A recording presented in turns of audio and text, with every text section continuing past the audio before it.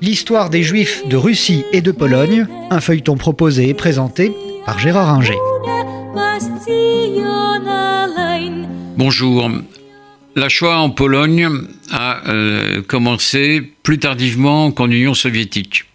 Certes, l'essentiel de la Pologne a été occupé par les Allemands dès septembre 1940, mais à cette date, les Allemands procèdent à l'enfermement des Juifs dans des ghettos, les principaux étant ceux de Varsovie et de Łódź en polonais, et les Juifs qui habitent d'autres quartiers de ces villes ou des environs sont parqués dans des ghettos où la surpopulation est plus que pénible et où les Juifs vont tenter de s'organiser et de survivre avec des activités professionnelles, des activités culturelles, surtout des activités sociales qui vont être menées par des groupes de résistants, en fait, qui vont essayer de s'organiser dans ces ghettos. Alors dans ces ghettos, les maladies sont nombreuses, notamment le typhus, la famine est présente et les Juifs ont du mal à se nourrir et les Allemands espèrent ainsi se débarrasser d'une bonne partie de la population juive. On a quelques images de ces ghettos, le plus souvent tournées par des soldats allemands, et on a surtout des archives qui ont été enterrées par un résistant juif, Emanuel Ringelblum, à Varsovie, et qu'on a retrouvées après la guerre, et qui permettent de connaître la vie de ces ghettos. Les déportations proprement juives vers les camps de la mort vont s'intensifier, elles existaient déjà un peu avant, mais vont s'intensifier à partir de 1942, du début 1942 et du printemps 1942. Et les Juifs parqués dans les ghettos vont être déportés vers les camps de Majdanek, Sobibor, Treblinka et Chełmno. Très peu iront à Auschwitz, sauf ceux du ghetto de Cracovie. Les Allemands organisent les déportations en impliquant les Judenräte, les bureaux juifs qui étaient chargés d'administrer les ghettos. C'est là où on voit toute la perversité des nazis à impliquer les Juifs, et ça laissera des traces dans l'histoire.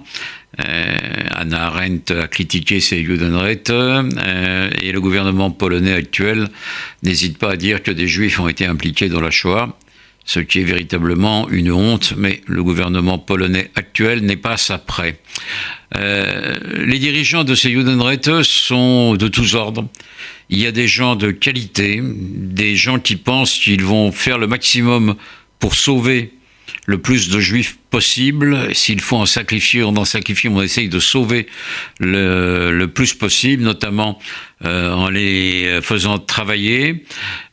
Mais les plus intelligents, les plus lucides, s'aperçoivent que tout cela ne sert à rien et que la politique d'extermination des nazis est une politique d'extermination totale et que tous les Juifs, pour eux, doivent être exterminés. C'est le cas de Adam Tcherniakov, le président du Judenrat de Varsovie, qui, comprenant exactement ce qui se passe, se tirera une balle dans la tête parce qu'il n'a pas d'autre solution que le suicide. En revanche, à Łódź, Rumkowski, le chef du Judenrat, lui se prend vraiment pour le roi des Juifs, sauf quelques Juifs malgré tout, mais essaye d'abord de se sauver lui-même et de croire en l'existence de son pouvoir, ce qui fait ricaner les Allemands, et tout ça naturellement se terminera très mal pour lui et ses proches. Au printemps 42, vraiment les déportations massives commencent. On sait comment elles se déroulent à Varsovie, où on rassemble les Juifs sur Lomschatplatz avant de les mettre dans des trains.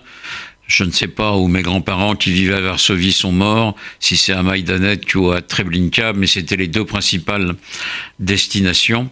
Mais il y a des révoltes qui s'organisent à partir de 1943, quand les derniers Juifs qui restent dans les ghettos ou dans les camps se révoltent. Il y a une révolte à Treblinka, organisée par les détenus, ce qui paraît impensable compte tenu de la situation du camp, mais qui est réelle.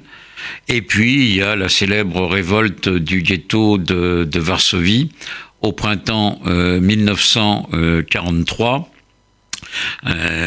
menée par l'organisation juive de combat, dirigée par un sioniste, Mordechai Anielewicz, et composé de toutes les tendances du monde juif polonais, des sionistes, des communistes, des bundistes et des assimilationnistes, ce qui fait que ce sera le drapeau polonais qui sera hissé à côté du drapeau juif blanc à deux bandes horizontales et à l'étoile bleue, bandes horizontales bleues également.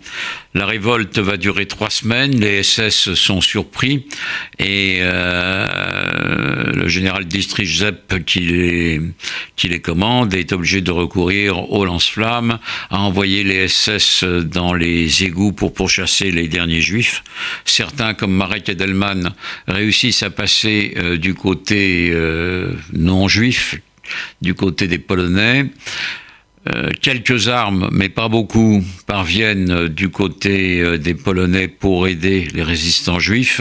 Elles ne sont pas nombreuses, mais cette révolte montre bien et a pour objet de montrer au monde entier que les Juifs ne se laissent pas abattre comme des moutons et sont capables, malgré les privations, malgré la misère et la détresse, et sans illusion sur le sort qui les attend, sont capables, eux aussi, de se battre. Certains Juifs réussiront à s'échapper des ghettos, à gagner les forêts polonaises, et essayeront de se battre avec les partisans polonais. Dans beaucoup de cas, bien mal leur en prend parce que les partisans polonais de droite, et notamment ceux de l'armée de l'intérieur, l'armée Krajowa, les massacrent allègrement dès qu'ils apprennent ou dès qu'ils voient qu'ils sont juifs. Seuls les maquis communistes acceptent les juifs parmi eux. Donc là, en Pologne, sur 3 millions de juifs qui vivaient sur le territoire polonais avant-guerre, il ne reste plus à la fin de la guerre qu'environ 80 000 juifs qui ont réussi à se sauver, dans certains cas grâce à des Polonais et à des paysans polonais, parce que il ne faut pas oublier qu'à Yad Vashem, le plus grand nombre de ceux qui ont sauvé des juifs sont des Polonais. D'autres les ont massacrés, comme à Jedwabne en 1941, où les Polonais du village de cette ville de Pologne orientale massacrent allègrement les Juifs sans que les Allemands aient besoin de les aider. Décidément, les relations judéo-polonaises sont très complexes et elles n'ont pas fini de s'aigrir, puisque le gouvernement polonais actuel refuse pratiquement de reconnaître que les Polonais ont participé à la Shoah, alors que, outre le massacre de Jedwabne, on sait que la police bleu marine qui régnait dans les ghettos était une police composée uniquement de Polonais, et les Polonais, même les Polonais anti-nazis, et il y en avait beaucoup, n'hésitaient pas à aider au massacre des Juifs. Et l'on verra que l'antisémitisme polonais n'a pas disparu avec la fin de la guerre. C'était l'histoire des Juifs de Russie et de Pologne, un feuilleton proposé et présenté par Gérard Inger.